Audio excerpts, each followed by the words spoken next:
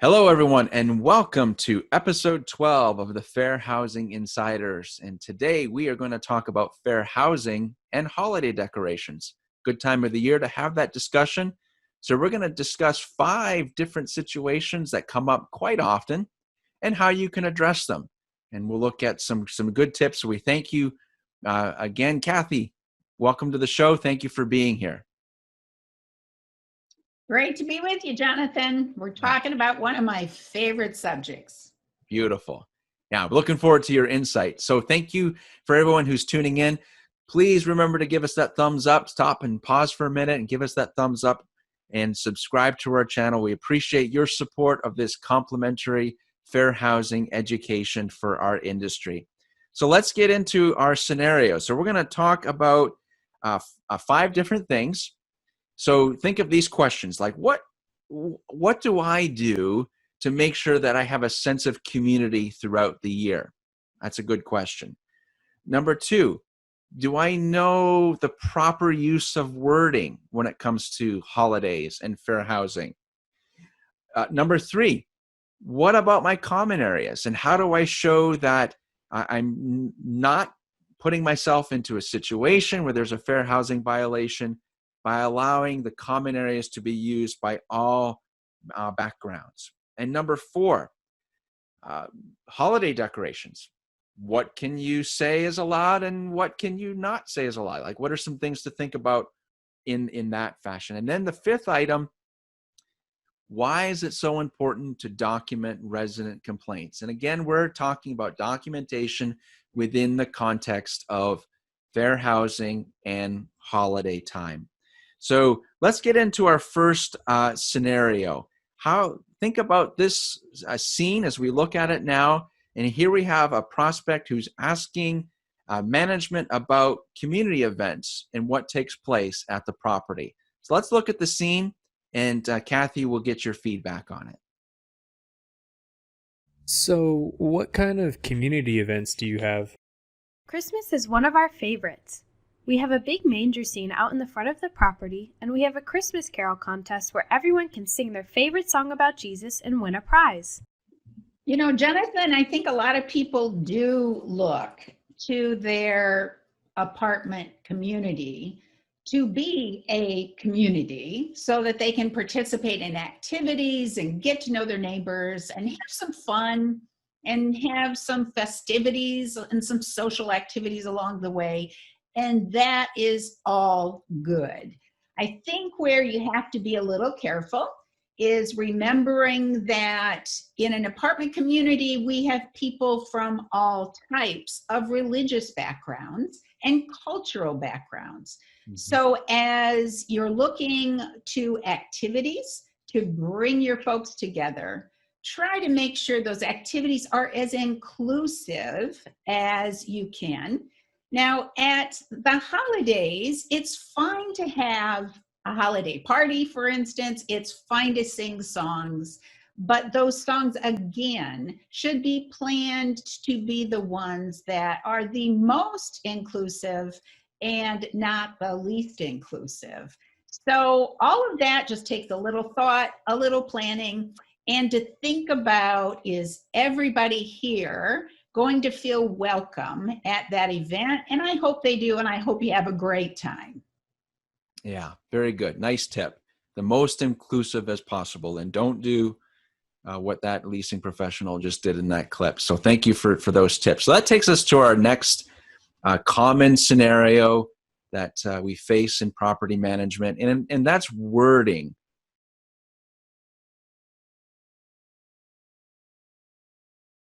Does it matter if we say Merry Christmas or Happy Holidays? You know, Jonathan, this is kind of an awkward area. I think everybody feels this, not just in property management. And that is, what kind of greeting to use around the holidays? Is it okay to say Merry Christmas? Is that somehow offensive? Should we just say Happy Holidays to everybody? And there really isn't a right and wrong answer. I think both are fine. I think Merry Christmas is fine. I think Happy Holidays is fine.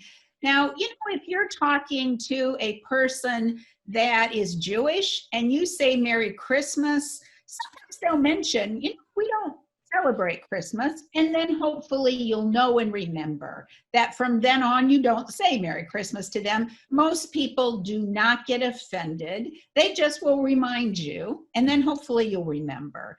So I think that's something you can work out if you want to be extra careful. And I think maybe that's a good idea if you're talking about a holiday party that you're having in your entire community.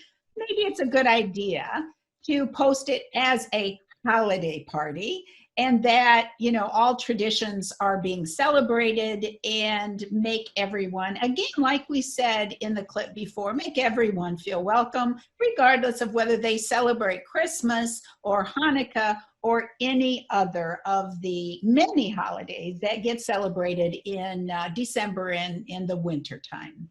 Yeah, very nice. And I think it would also, to your point, Kathy, it would make us be a little bit more cognizant of our active listening skills. So how well do we know our residents?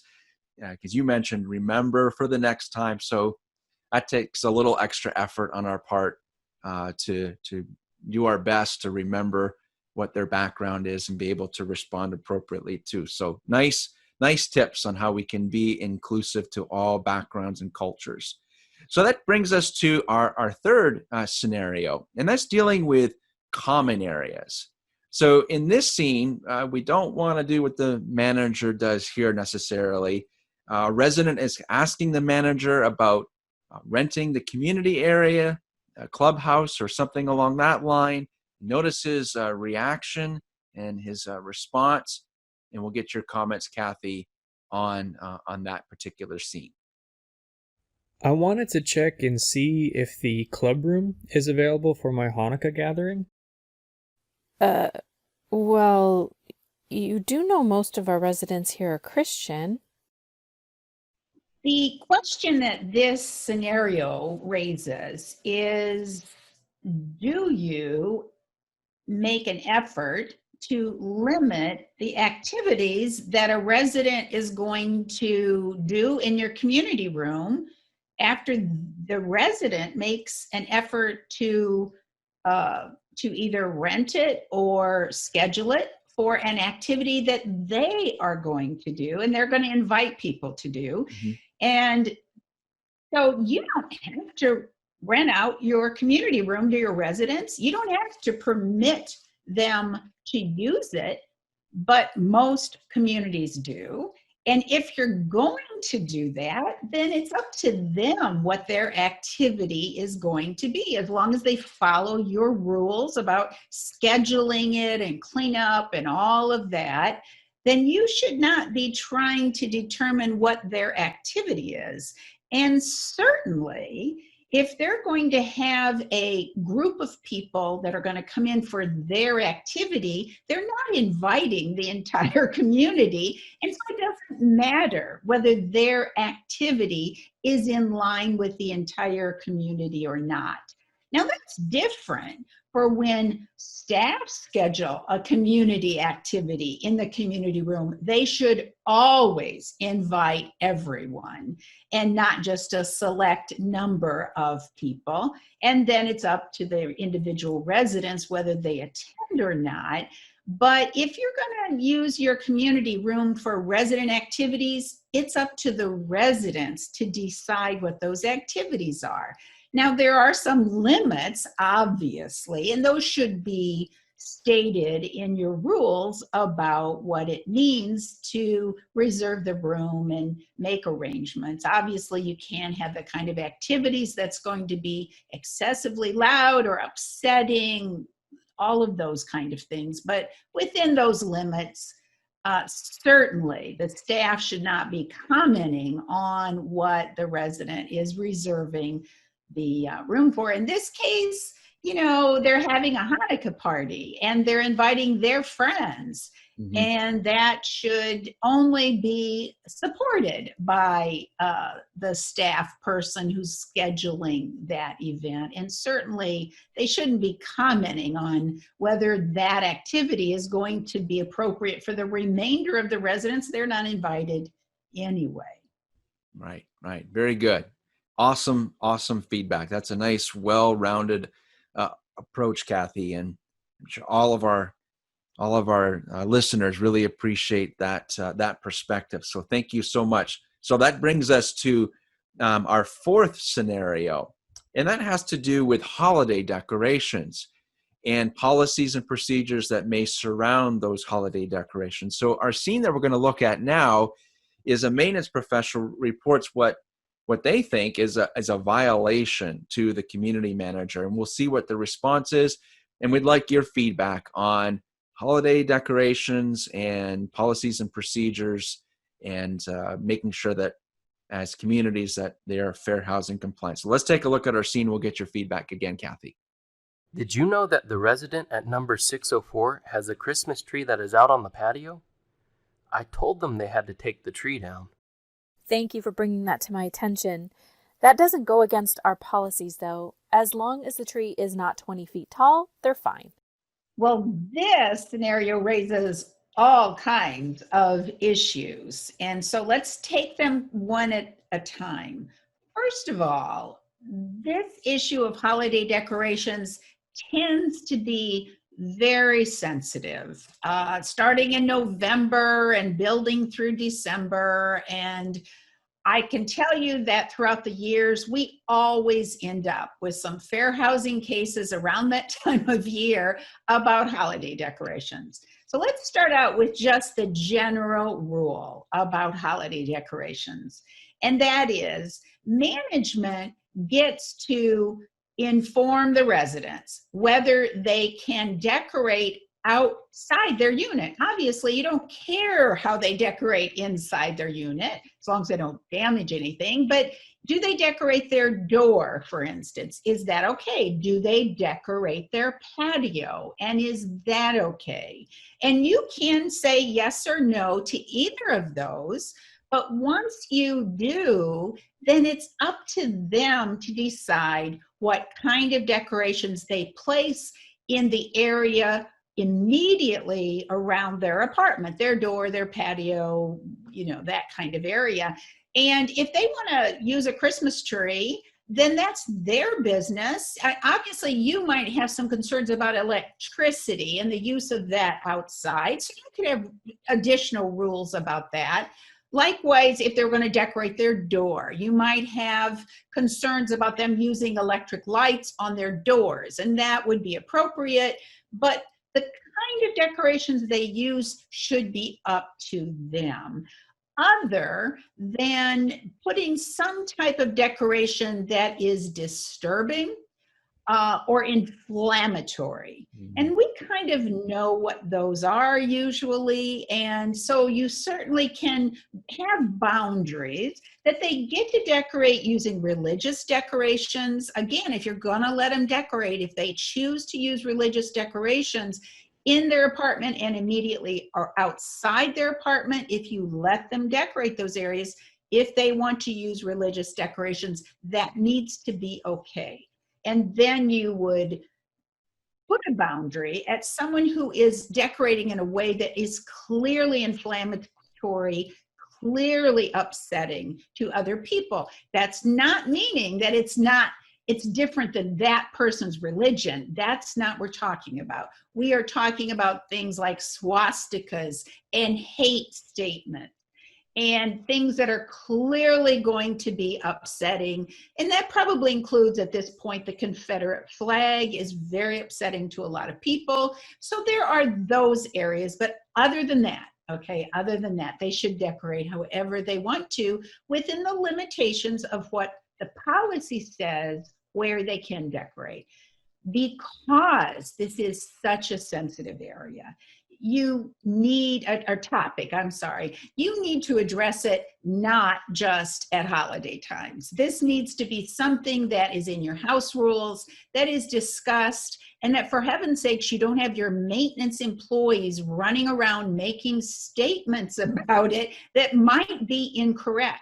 So the maintenance employee telling the resident to take down that tree might be very upsetting to that resident, and the maintenance employee might be wrong about that if you let residents decorate their patios. Now, if you don't, then it's up to management to send the resident a notice, an email, stop by and talk to them, and mention, in the house rules, we say there are no decorations on your patios, and not making it an issue of Christmas or anti-Christmas or anything like that. So again, some thought, some advanced prep work on this area is good because it is highly sensitive, so that your rules are clearly stated and discussed, and not just on December 15th, which is when all of this tends to become a problem. Right. Awesome. That was amazing. So great, bigger picture. I love how you brought it to how the policies should encompass the whole year, not just a certain time of the year, and how the maintenance professionals need to be very well trained on what they can and can't say. So thank you, Kathy. So that brings us to our fifth scenario, and that's when a resident is making a complaint. So we're going to look at a scene right now on a resident made a complaint about someone, and what not to do if you are the one who's receiving that complaint, and we'll look to you, Kathy, for feedback on what we should do. So let's take a look at our scene. Hi, I need to report something that my neighbor at apartment 105 said to me about my religious decorations.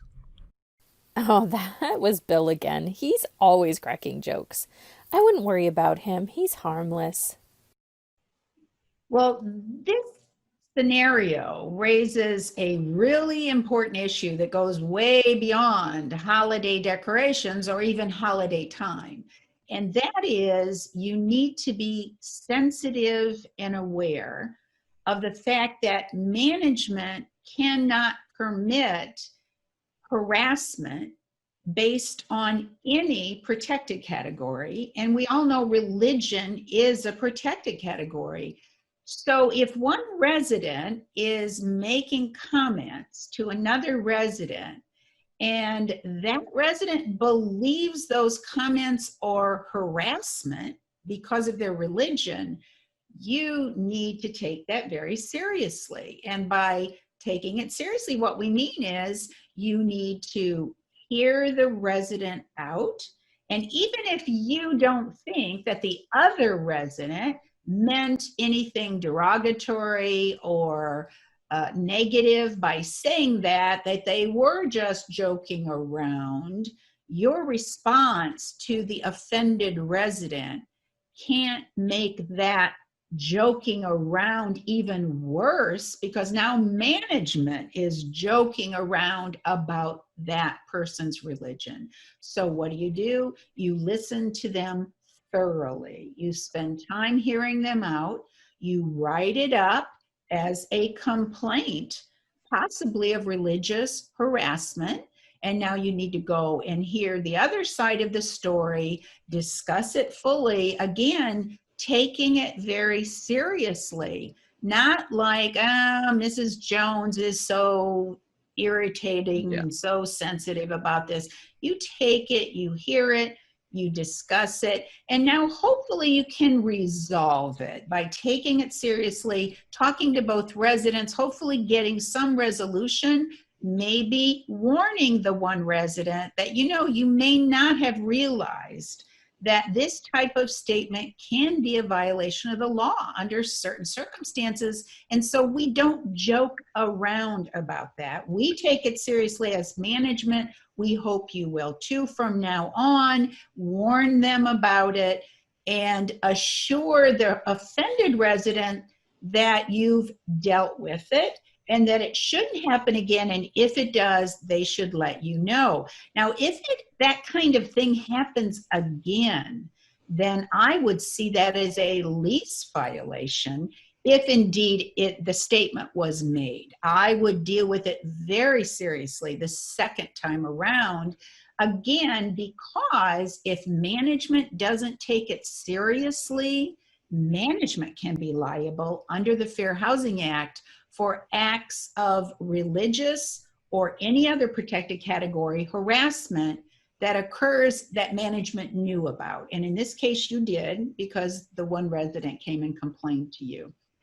So not just at holiday time, but all year round, management needs to be sensitive for this topic of what I call illegal harassment because of someone's race, color, religion, national origin, familial status, disability, or sex. Right. Very good. And again, thank you, Kathy. Nice way to really apply this. This isn't just something that we need to do at a certain time of year, but year round, documenting when these incidents happen and making sure that we follow up. So thank you very much. So thank you for your insights. We're so happy that you joined us again today. Appreciate your years of experience and what you bring to the table, as always, on our episodes. And just in case, I do have to wish you all a very happy holiday, and I hope that we are looking forward to a brand new year. Very nice. Thank you so much, Kathy. Yeah, it's been a crazy year. That is absolutely for sure. So we appreciate all of you. We want to send you a big thank you for all of your support here in 2020. Don't forget to hit that subscribe button. Please give us a thumbs up, not a thumbs up if you've enjoyed the show. And we look forward to our next episodes. We have a whole lot planned for 2021. So we appreciate your support. Make sure you visit us at fairhousinginstitute.com. Be sure to check out all of our online course options. And we thank you, if you are a customer, for being a customer. And we look forward to your business for the future. Thank you again, Kathy. Thank you, everyone, for being here. We'll see you on our next show.